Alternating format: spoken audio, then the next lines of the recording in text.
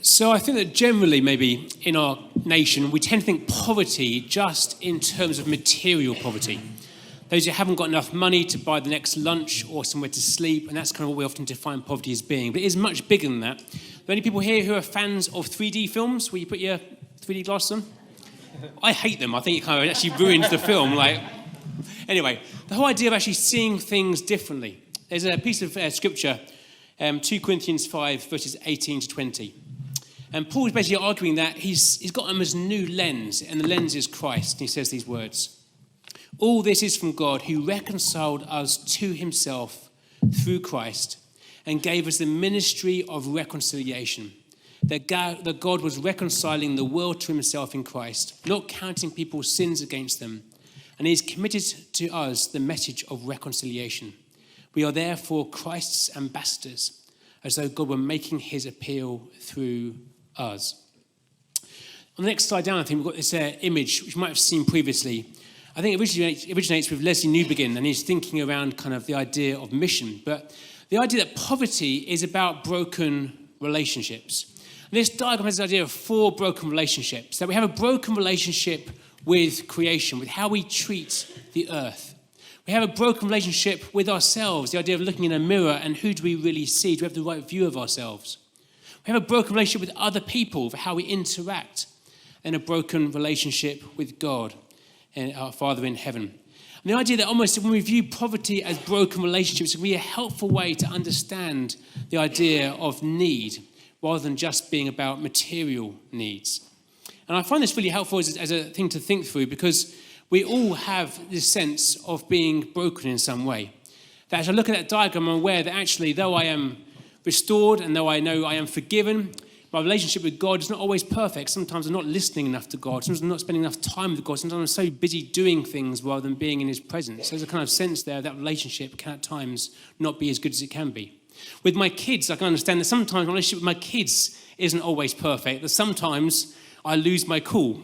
On the 18th time of saying, please put your shoes on, and I haven't done it yet, I lose my cool sometimes. Actually, even my relationship with myself, how I view myself. Sometimes I can become proud and arrogant, and sometimes I can have a lack of value of seeing myself. And even actually with creation, sometimes I can be so greedy and take things for granted without really recognizing what I'm doing to God's creation. This idea, I think, is really helpful as a framework, because actually we are not fully perfect in our relationships, but we see how we can come alongside people. The idea of not doing 2 or 4, but doing things with people. That Great Commission talks about loving God, loving our neighbours as we love ourselves. There's 3 relationships. And throughout Scripture, this idea of looking after God's creation. So the first lens is the idea of broken relationships. And the second lens is the idea of broken ecosystems. My kids, we built a dam in the summer on the beach, and this river kind of came down through the sand into the sea, and we were able to kind of build a dam out of kind of twigs and rocks and seaweed and bits of litter. And we built this kind of little dam, and it's amazing how quickly you could just entirely change the ecosystem of the beach, and the water began to flow in a different direction, and things changed and things shifted. The idea of an ecosystem is this: it's a geographical space with a specific environment in which living organisms interact. So the first lens is the idea of broken relationships. The second lens is the idea of almost a broken ecosystem. In our places, there are times when things happen and our ecosystems get broken. When a building project takes away green space, or when a nearby factory offering employment closes down, or when council youth work is cut back. When these things happen, the ecosystem is somehow changed, and often it has difficult implications. There can be various factors, and you'll see in the slide here now, about powerlessness, about vulnerability, about isolation, physical weakness, and financial insecurity. And this kind of shows us that actually, we think about the idea of an ecosystem, that poverty and need is often very, very complex. It isn't about sorting one thing, it can be much more complicated than that. So, with those 2 ideas of poverty and of need, the question for you to discuss on the next slide is this: which of these aspects of poverty do you see in your local community? what might they be caused by? So you think about those two ideas of relationships, broken relationships, and a broken ecosystem, which relates most perhaps to your context, and what does it kind of reveal or show you about your place and your community? Discuss for 3 minutes. Go for it. Okay, is there any kind of feedback from the conversation around tables? Any feedback or thoughts or reflections or pearls of wisdom? If you want to raise your hand, if you want to share something, that'd be fantastic. Anyone want to share? Any tables want to feedback? Simon's going to be the roving mic man, so. Any feedback from that conversation? You might have to pick on someone, Andy. Here we go. We said all of the above, but I think what one diverse conversation on our table was, if just because like we are in a poorer area, kind of economically, doesn't necessarily mean that they have the exclusivity on poverty. Often in more wealthy areas, people have different types of brokenness and poverty. It might be relational or whatever. So the other thing I was going to add is that poverty is not necessarily what we define, but how people interpret it for themselves. You know, at the point of engagement for us, people are coming to us. So if you know, let's face it, if people have got to hit sort of 20 grand's worth of debt before they'll realise I need to go and talk to somebody about this. So that's very much a perceived thing rather than a defined thing. Yeah, it's very good. Very good, yeah. Yeah, very similar. We had a thought specifically in kind of like our community within Sheffield, the idea of kind of like generational issues within ecosystems. So inherited problems within, say, you know, when industry folded, there's lots of people who have been unemployed for many years. Then you add into, you know, that ecosystem, refugees, say, for instance, and there's a perpetualization of racism because actually, well, why aren't you looking after us when you're looking after them first? And those kinds of ideas. So it's not just ecosystems that we see now, but actually generational ecosystems as well. And it's so complex, and how you begin to sort those things out, it's very, very challenging, yeah? Any more thoughts or comments? So I didn't share this in my group, but I'm just throwing it out there. I live in Hastings, which is by the seaside. It is classed as a deprived area, and I sent my kids to the local state school because it's up the road. It makes my life easy because I'm such a great parent. But my daughter's 15, and the kids always bring kids home. You know what kids are like. And the other day, I realised I hadn't fed Jemima, and it's 4 o'clock on a Saturday, and she had her friends round. So I was like, I'll just put some soup and bread out for everyone, all right? You know, tin soup. They're like, oh, great. And two friends sat at the dinner table with me and literally had the worst food ever. And they said to me it was the first time they'd ever sat down at a dinner table in their whole lives and had a meal. And I was giving them tin soup and bread, and I was so shocked. And within her friendship group as well, there's a significant number where their housing is breaking down and they're 15. And to be honest, I'd have all of them if I could physically, but where foster care placements are breaking down or there's problems at home and they're looking at homes. And I think it's really shocked me, just the local state school, how much poverty there is within teenage kids that are struggling for their parents to put food in front of them. So yeah, just thought I'd share that story. Wow, thank you, Becky. Wow. One more kind of comment over here? More comments or quick reflections? Yeah? Yeah, so we mentioned about the generational poverty as well, but one of the biggest problems we have in Kings Lynn is that a lot of the people don't trust people. So they don't trust each other, they don't trust people who work with them, they don't want to open up, they're very closed off. And so it's trying to be consistent and bring consistency, showing that you are real, that you are genuine, to be able to break through into that, because they've just carried this generational distrust through generation to generation, and people don't move out of the area. So you've got like generations of families living in the poor areas where they've had teenage pregnancies, and then their daughters have teenage pregnancies, and it's just ongoing and ongoing.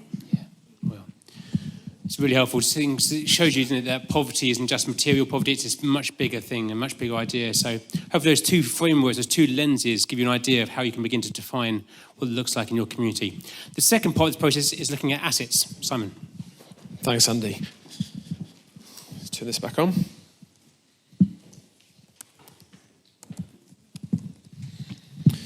I think that hearing that feedback just then really highlights how unique every place and every town, city is. We're in the same, we can be in the same country, we can all be part of the UK, yeah.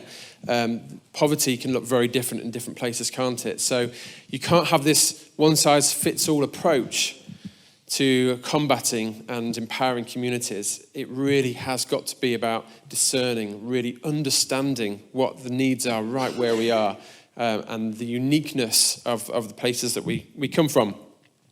So thanks, Andy, that was really helpful. And these are really good conversations that you can have when you take this back to your local church, to your community.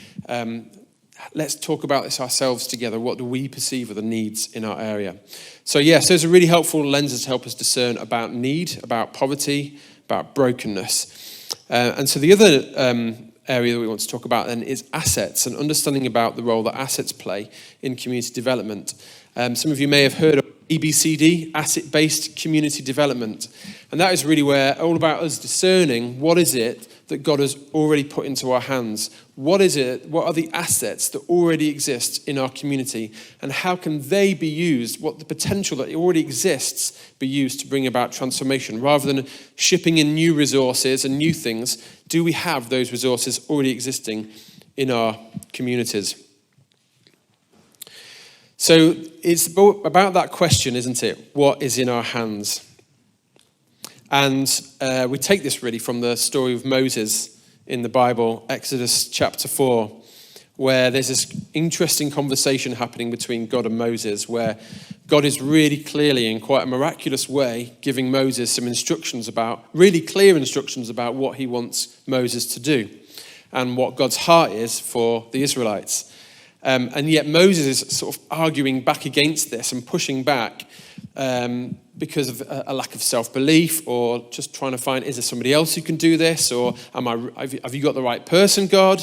And this conversation goes on, and God, while Moses is there saying, effectively, I'm not sure I can do this. I'm not sure I'm equipped to do this. I'm not sure I've got the skills.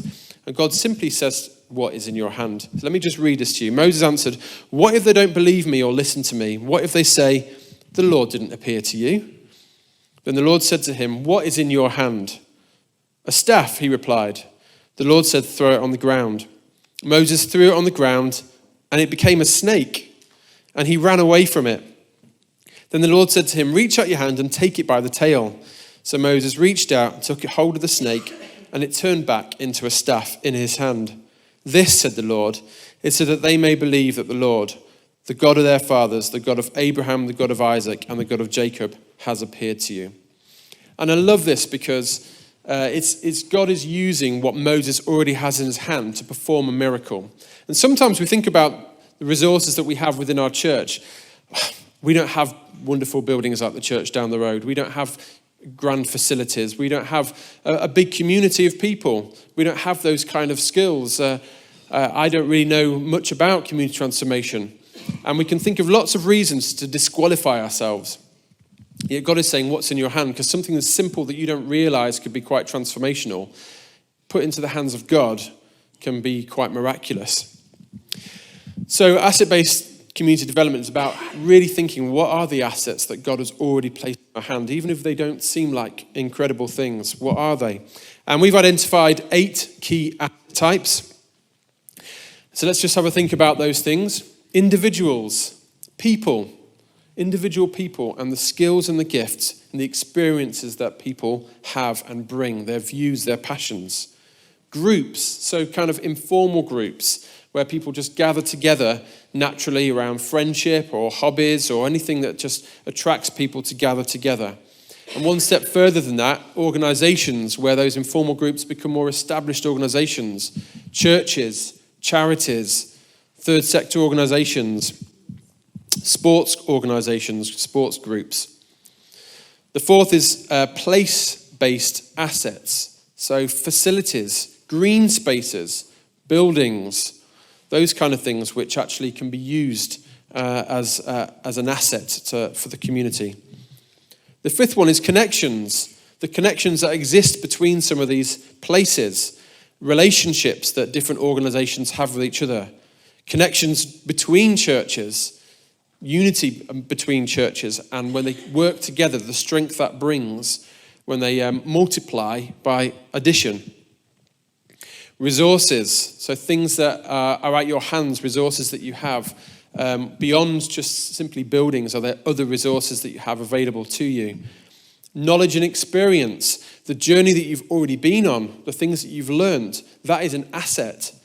Mistakes that you've made, things that you've discovered for yourself along your own journey, they themselves can be assets. And reputation, maybe you've done things before, maybe you've had success with projects in the past, and you've got good relationships with local authorities and with other groups, and your reputation in itself is an asset.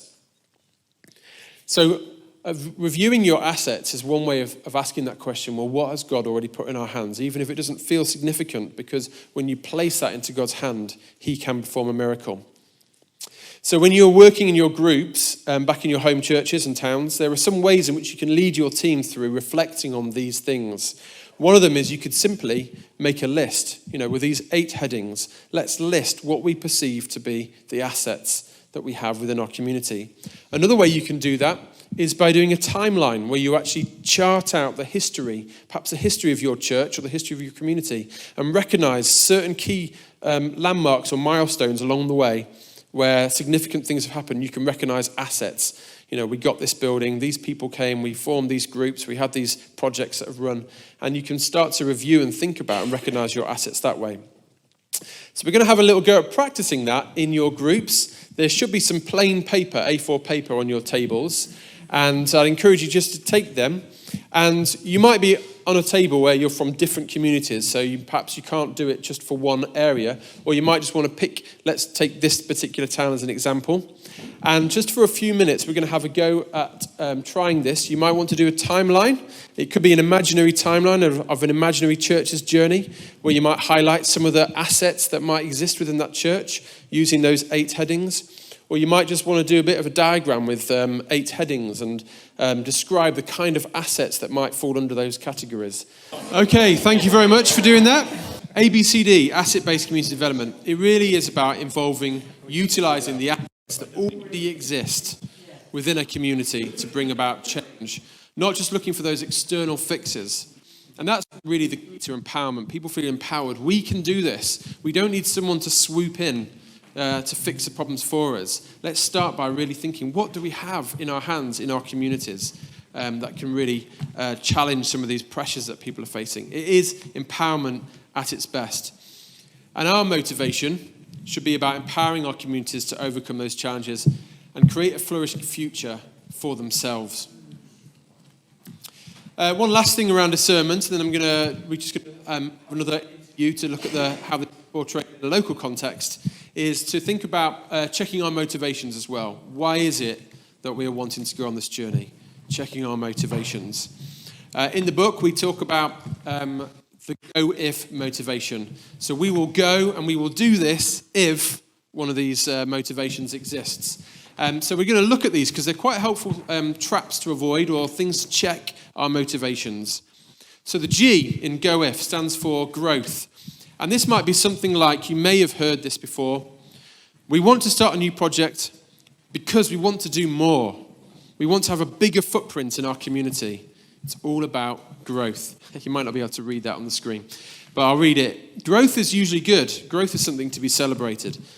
But if it's the primary catalyst for starting a new project or an outreach, then we're focusing more on our own objective or objectives rather than the personal objectives of the people we're trying to serve. Churches can also think that starting more community initiatives may have the side effect of attracting people to their church, resulting in a larger church congregation. But again, if that's your main reason for starting an initiative, we may need to think again. And a good challenging question to ask is, does it matter if the people we support never join our church? Does it matter? It's a challenging question. So the O is outside influence. And you may have heard something like this. We started a new project because the council asked us to do it. Now, being asked and trusted to run a new initiative by a council represents like a nod of approval for the good work that your church already does and deepens that relationship with local government bodies.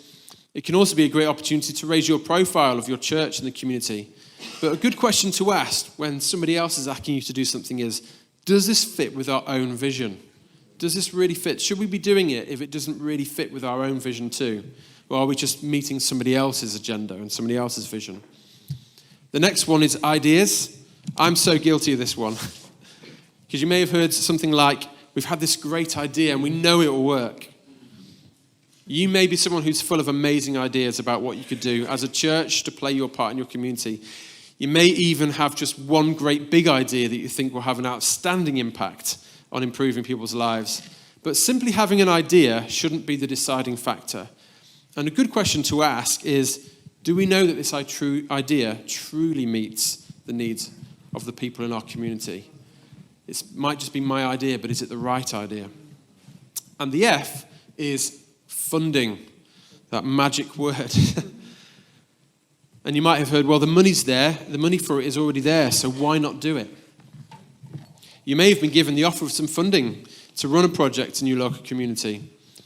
And yes, funding is often an essential resource, but ideally, securing resources should be part of your project plan rather than the main motivation to get into action. Otherwise, you could find yourself with an unsustainable project so that when the funding ends, so does the initiative. So a good question to ask here is, would we do this project anyway, even if the funding wasn't in place? Is it part of our plan? So those are just helpful, and they're in the book, and they're helpful things that you can discuss in your teams. You know, what are our motivations for doing this? Is it driven by our vision? Is it led by our community?